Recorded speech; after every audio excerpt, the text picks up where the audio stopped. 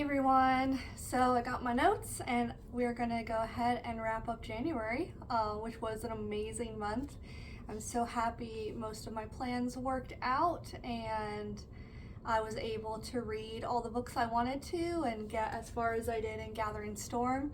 So let's go ahead and wrap January up. The first one was Hogfather. I finished Hogfather. I started it in December, but I finished it in January, so I'm counting it as a January read because that's how most of the reading apps count it.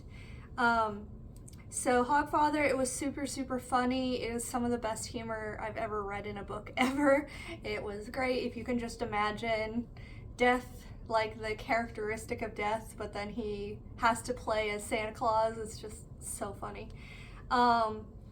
But the only thing I will say about Hogfather was the ending was not as good as the other Discworld books, and it wasn't quite as good as I wanted it to be. So it was just a little too complicated, a little too long, the ending portion. It felt like it needed to end sooner. But other than that, it was an amazing book. Okay, then we have The Gathering Storm here. The first Brandon Sanderson Wheel of Time. Obviously I haven't finished, but I'm about 2/3 of the way through at the end of January, and maybe a touch more, I'll have to see. It's been incredibly gripping, it's been incredibly fast paced, it's been amazing. The switch from Robert Jordan to Brandon Sanderson has not bothered me. The only time that I even really noticed was in the first Matt perspective, and that was the only time I even noticed it, and it didn't really bother me. It was just like, oh, it's different. And I had already heard that Matt was written a little bit different by Brandon Sanderson, so it didn't really bother me because it wasn't that unexpected. It is a little bit darker than some of the other books. Now, there are dark parts in a lot of the books. I'm pointing, but like you can't see the Wheel of Time books because they're at the top of the shelf. There are a lot of dark parts in other books, but this one has been like consistently darker, and it's kind of bothered me a little bit. Now, not to the point where I'm like, this is too dark for me. No, it's just like, oh, now I had to think about not reading this book too late at night, which is kind of frustrating to me. So we'll see how it goes. Hopefully it gets better. Maybe it's just this time frame in the story that's darker, so hopefully that's the case and it's not a big deal, but we'll see. Then Philosopher's Stone, we had starting this reread, starting the series.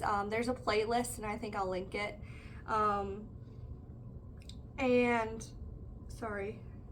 Philosopher's Stone was super cozy. It was really fun to reread.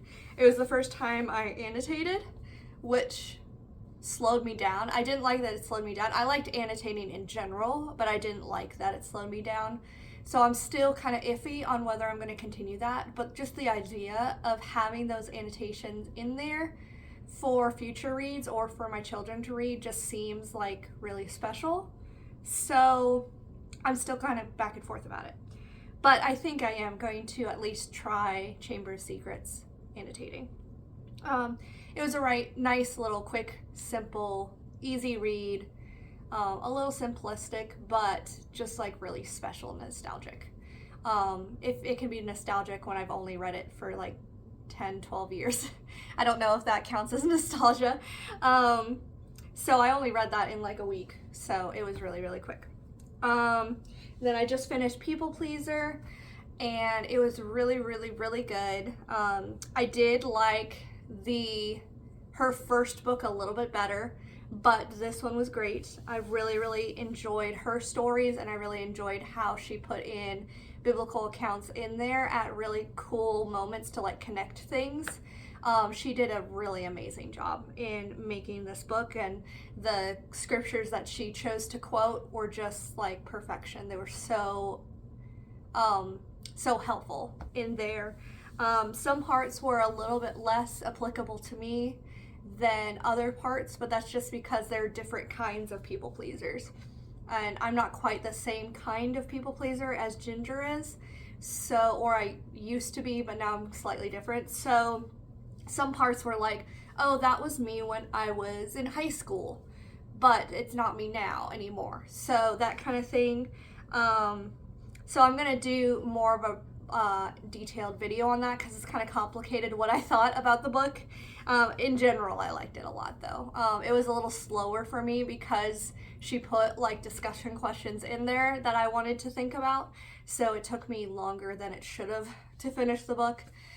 So that was slightly annoying, but again, I'll make a whole video, I think next week. I think I'm gonna post it next about what my thoughts were because they're kind of complicated. All right, so that's what I finished in February. I did 2/3 of Gathering Storm. So I thought I would just add in here my TBR for February. I think I said February, I'm sorry. Add in my thoughts for February because I just did a quick video that was like not even a minute long about February, so I wanted to actually like talk about the books I'm gonna do.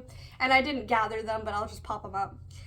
Death on the Nile, I'm very excited. It's my first Agatha Christie.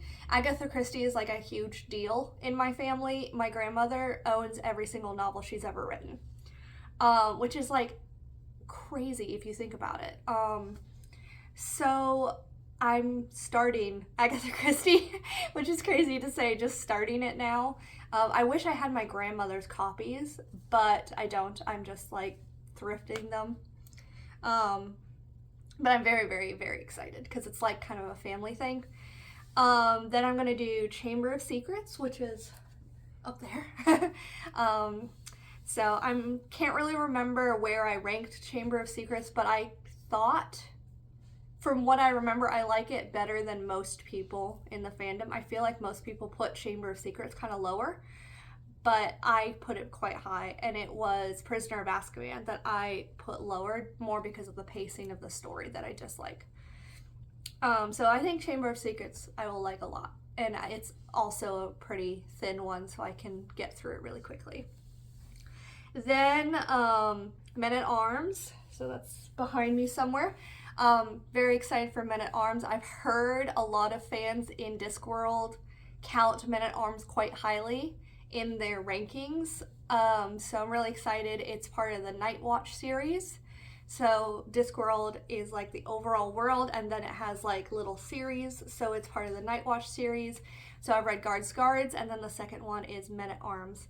So I'm very excited to see what happens next to the characters that I really liked in Guards. And then finally, Gathering Storm. I want to finish it. I'm hopefully going to finish it mid-February, so you can expect that video to come out mid-February.